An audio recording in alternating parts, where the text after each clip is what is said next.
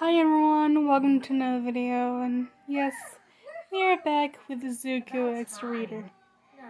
So, we left off after chapter 6, so we are on chapter 7.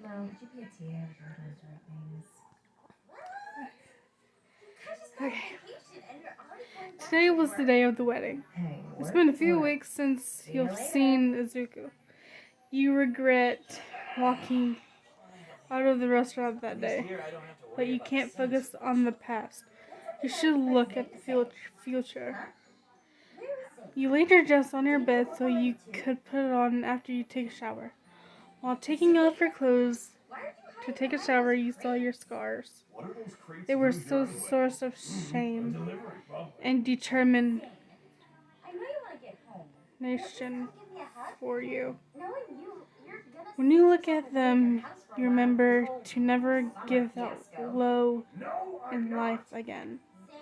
After taking a shower, you slip on your dress and your makeup and cover your scars using foundation and such.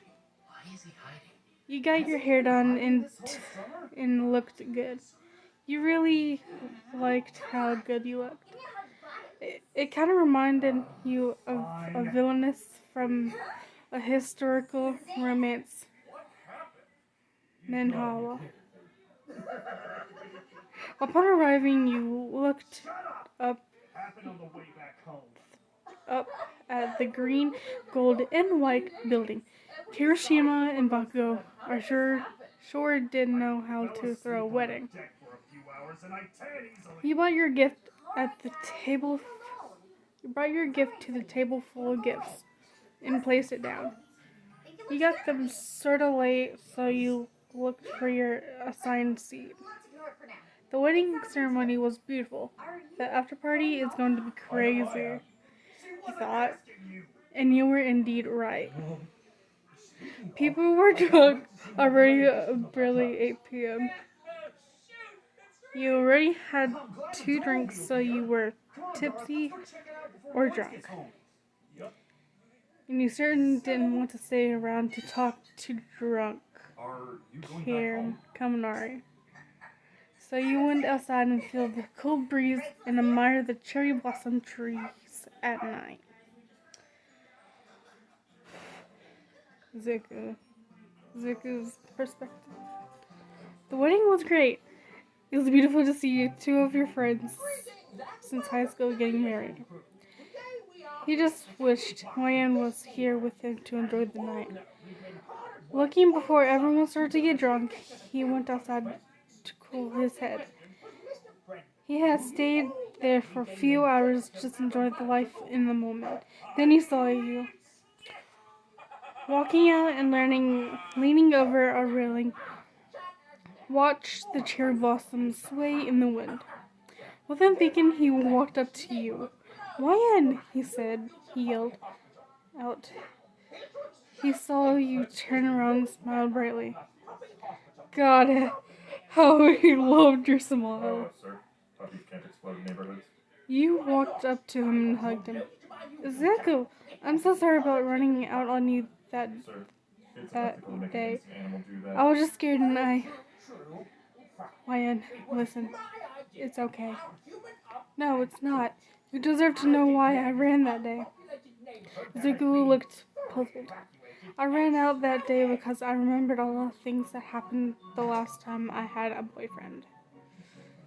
Zuko made a scary face and said, "Ah, that bastard."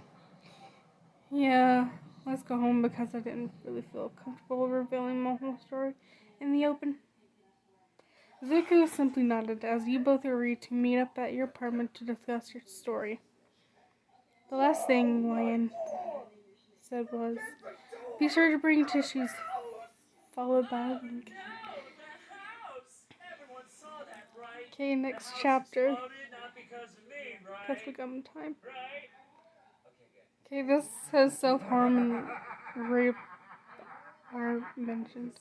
So if you get kids around, take them out of the room. Pause it before you take them out of the room. Are they out of the room? Good. At your apartment, you got some snacks ready. Because why not? Snacks are amazing to have during story time. You laid them out on your coffee table. It picked up go by faster. But it didn't go by fast enough, so you started paving up and down the floor. This was going to be the first time you shared your story with someone. I was nerve-wracking. Knock, knock. You went to open the door. It was Izuku in his all-white PJs. Definitely editing this.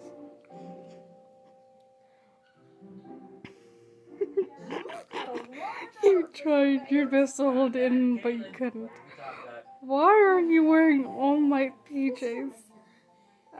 Because you told me to get comfy. You're right. Alright, come in. You giggled. You both sat down on the couch, sort of facing each other.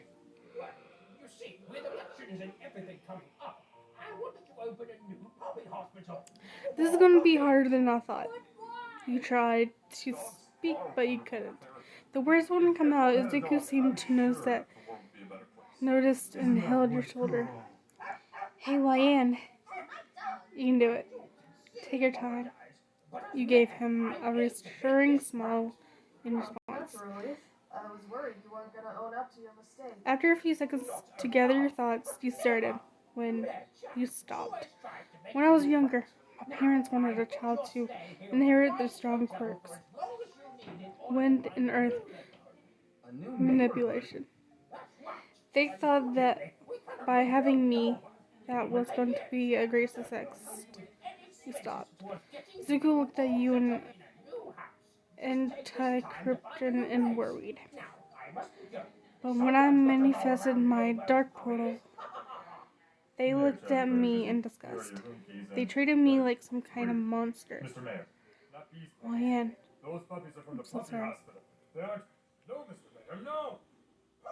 Yeah, let me scratch my eye.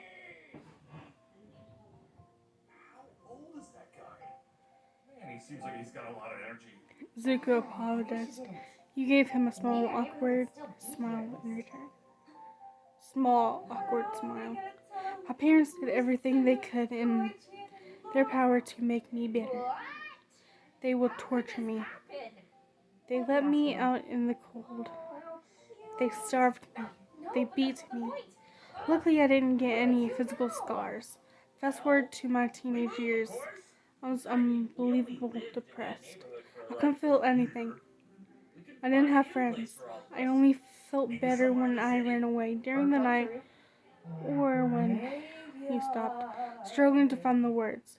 You were shaking and tears were beginning to form. Izuku noticed and looked away the tears. Or when I would cut myself, it made me feel better, like I was actually human. Seeing the blood rushing out and cuts stinging, it was exhausting, so I didn't stop. No, not that. There's a place and a time. Guys, we need to find a place to live. So I didn't stop. I cut in places where it would be easy to hide. You stopped to show Zuko. You slowly take your sleeves off and revealed the scars.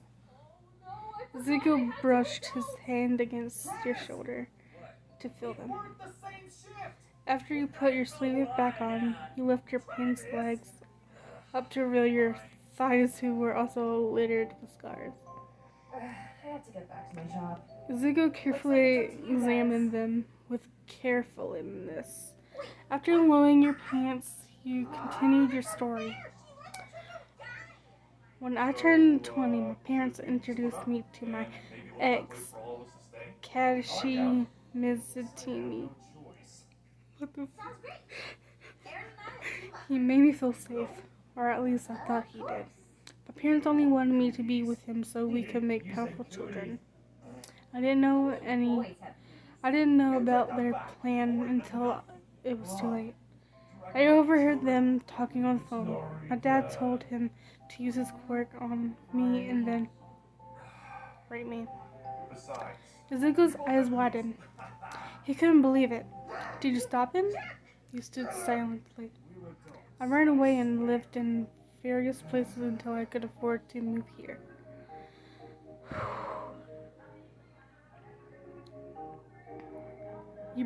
You were both silent. These heavy topics were a lot for everyone to process. But that's my whole backstory, she said to Izuku with a bright smile. Where does my baby brother want to live? I don't know, a place with walls, maybe? Say, Izuku hugged you out of nowhere. It was really surprising, but you hugged him back. Man, you didn't have to be fake to ground me. You can let your guard down.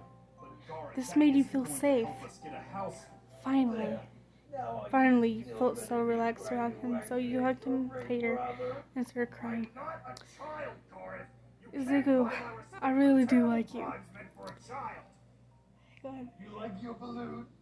I can't believe I fell for that. Well, You confessed finally.